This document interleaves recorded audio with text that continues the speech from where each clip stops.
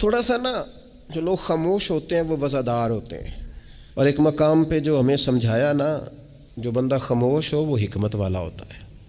حضرت ابوبکر صدیق رضی اللہ تعالیٰ عنہ جب بیمار ہو گئے تو بالکل چپ کر گئے تھے، خاموش ہو گئے تھے۔ کچھ لوگ ایسے ہوتے ہیں جو شور بڑا کرتے ہیں، اور شور کرنے سے بھی کچھ نہیں ہوتا، بیماری اپنے وقت پہ جاتی ہے، شور کرنے سے کم نہیں ہوتی، رونے دھونے سے کم نہیں ہوتی۔ آپ جب شدید علیل تھے، بیمار تھے، تو پوری طور پر خاموش ہو گئے تھے، کم سے کم بات کرتے تھے، ضرورت کے مطابق بات کرتے تھے۔ امام ابو نعیم نے بھی لکھا ہے، اور مصنف ابن ابی شیبہ میں بھی یہ روایت موجود ہے کہ ایک بڑی تعداد نہ ان کے دوستوں کی حضرت صدیق اکبر کے پاس آئی۔ یہ بڑی لطیف بات ہے، ذرا غور کرنا۔ انہوں نے آ کے حضرت ابوبکر صدیق رضی اللہ تعالیٰ عنہ سے کہا کہ حضور آپ بیمار ہیں، آپ کو کسی طبیب کو نہ دکھائے؟ حضرت صدیق چپ کر گئے۔